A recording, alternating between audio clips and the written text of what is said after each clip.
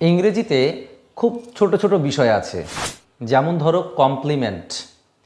এই কমপ্লিমেন্টটা আমরা অনেকেই কনফিউজড হয়ে যাই যে আসলে কমপ্লিমেন্ট কি, আর কমপ্লিমেন্টকে চিনবই বা কী করে। চলো আর দেরি না করে জেনে নেই কমপ্লিমেন্ট আসলে কি। ওয়েলকাম টু দাদার ক্লাস ঘর।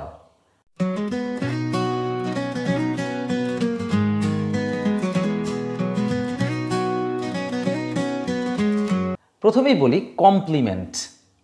এখন এই কমপ্লিমেন্টকে যদি আমরা একটু অন্যভাবে দেখি তাহলে কিন্তু জানবো যে এটা কিন্তু একটা নাউন। কমপ্লিমেন্টও কিন্তু একটা নাউন, বাট একটু ডিফারেন্টলি দেখতে হবে আমাকে। কমপ্লিমেন্ট এবং অবজেক্ট এই দুটো বিষয় পাশাপাশি রেখে শেখা ভালো।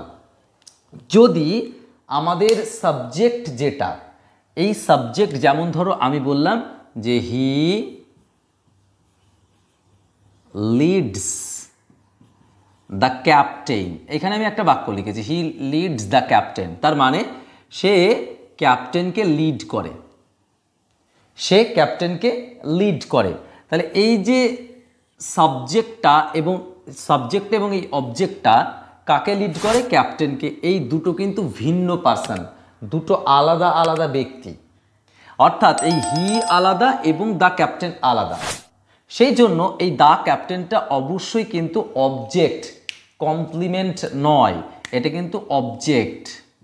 ওকে, এইবার আমি বললাম যে he is the captain, he is the captain, তখন তোমরা বলবে আসলে এটা তো অবজেক্ট, এটাও তো অবজেক্ট, এই ইজ ভার্ব এর তো অবজেক্ট না, এটা অবজেক্ট নয়। কেন অবজেক্ট নয়? তার কারণ হচ্ছে এই যে হিটা যে, আর এই দ্য ক্যাপ্টেনটাও সে, অর্থাৎ এখানে সাবজেক্ট এবং এই অবজেক্ট দুটোই same person, that is Y এটা কিন্তু কমপ্লিমেন্ট। তাহলে এটুকু বুঝতে পারলাম যে সাবজেক্ট এবং অবজেক্ট যদি ভিন্ন হয়ে যায় সেই ক্ষেত্রে সেটা কমপ্লিমেন্ট নয়, বাট যদি সাবজেক্ট আর অবজেক্ট সেম পারসন হয়ে যায় তাহলে কিন্তু অবশ্যই সেটা কমপ্লিমেন্ট হবে।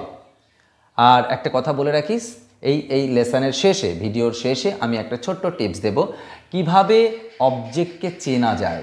ওকে, এমন বহু বাক্য থাকতে পারে যার অবজেক্ট নাও থাকতে পারে, তো সেই টিপসের জন্য প্লিজ ভিডিওর শেষ পর্যন্ত দেখো।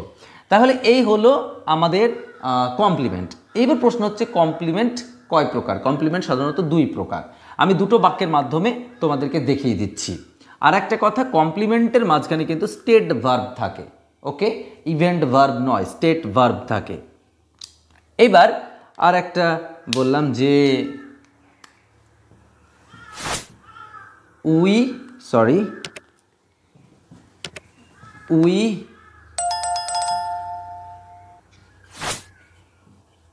Made him captain. We made him captain, we made him captain. এখানে দেখো আমি এই ক্ষেত্রে না গিয়ে আমি ওই ক্ষেত্রে যাচ্ছি। এই মেড কাকে করলাম? তাকে। কি করলাম? ক্যাপ্টেন।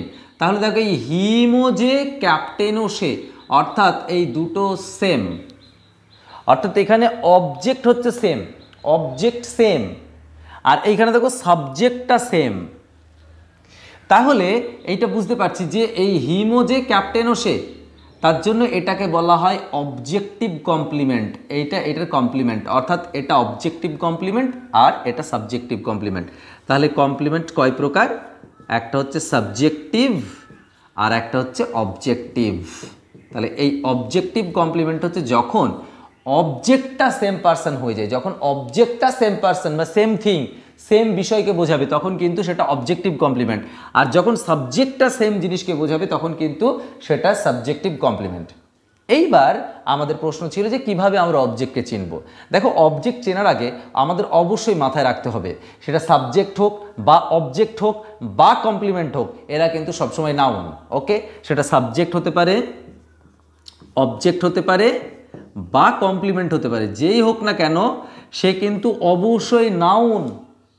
এই জিনিসটা মাথায় রাখতে হবে। আর একটা কথা হচ্ছে অবজেক্টকে খুঁজতে গেলে আমাদের ভার্বকে চিনতে হবে। তুমি যদি ভার্বকে না চিনতে পারো তাহলে কিন্তু তোমার পক্ষে অবজেক্ট চেনা অসম্ভব। আর ভার্ব কাকে বলে অবশ্যই তোমরা জানো। আর এর বিশদ ভিডিও, টেন্সের ভিডিও তোমরা অবশ্যই ডেসক্রিপশন বক্সে দেওয়া থাকবে, সেই টেন্সের ভিডিওটা দেখে নিও, তাহলে তোমাদের অনেকটা ধারণা ক্লিয়ার হয়ে যাবে। চলো আমরা জেনে নিই কীভাবে অবজেক্টকে খুঁজবো। অবজেক্টকে খোঁজার রাস্তা হচ্ছে প্রথমে ভার্বকে কি বা কাকে দিয়ে প্রশ্ন করতে হয়, কি বা কাকে দিয়ে প্রশ্ন, তাহলে যে উত্তর পাবো, ভার্বকে কি বা কাকে দিয়ে প্রশ্ন করলে যে উত্তর পাই সেটাই কিন্তু অবজেক্ট। মাথায় রাখবো, বহু বাক্য থাকতে পারে যেখানে কিন্তু অবজেক্ট নাও থাকতে পারে, আবার একের বেশি অবজেক্ট থাকতে পারে। যেমন ধরো আমি এই বাক্যটাই বলি, আমরা কি বানালাম, তখন উত্তর হচ্ছে ক্যাপ্টেন বানালাম। কাকে বানালাম, তাকে বানালাম। দেখো কি দিয়ে প্রশ্ন করে যখন উত্তর আসে তখন তাকে ডাইরেক্ট বলা হয়, ডাইরেক্ট অবজেক্ট, এটা ডাইরেক্ট অবজেক্ট। কি বানালাম, ক্যাপ্টেন। কাকে বানালাম, তাকে, এটা হচ্ছে ইনডাইরেক্ট অবজেক্ট। তো যাই হোক, কি বানালাম, কাকে বানালাম, এই দুটো জিনিস কি বা কাকে দিয়ে প্রশ্ন করলে অবশ্যই আমাদের যে উত্তরটা থাকবে সেটা কিন্তু অবজেক্ট। আন্ডারস্টুড? এইবার তোমাদের আরেকটা জিনিস বলি যে এমন অনেক বাক্য থাকতে পারে যেখানে অবজেক্ট নাও থাকতে পারে। যেমন শি গোজ টু স্কুল। এবার তুমি বলবে এর অবজেক্ট তো এই যে স্কুল। না, এটার অবজেক্ট স্কুল নয়। কেন? কারণ ভার্ব কোনটা, গোজ। কি যায়, উত্তর নেই। কাকে যায়, উত্তর নেই। কিন্তু কোথায় যায়, স্কুলে যায়, সেটার উত্তর আছে। আশা করছি অবজেক্টকে চেনার উপায় তোমরা পেলে। তোমাদের ডেসক্রিপশন বক্সে অবশ্যই টেন্সের ভিডিও লিঙ্ক দেওয়া থাকবে। আর একটা প্রশ্ন তোমাদের জন্য থাকলো, তোমরা অবশ্যই কমেন্ট সেকশনে জানাবে যে কিভাবে আমরা সাবজেক্টকে চিনবো কি করে। অবজেক্ট চিনতে গেলে তো কি বা কাকে দিয়ে প্রশ্ন করছি, কিন্তু অবজেক্ট বাদ দিয়ে সাবজেক্টকে চিনতে গেলে আমরা কিভাবে চিনবো, এটা কমেন্ট সেকশনে অবশ্যই জানিও। থ্যাংক ইউ ভিডিও শেষ পর্যন্ত দেখার জন্য।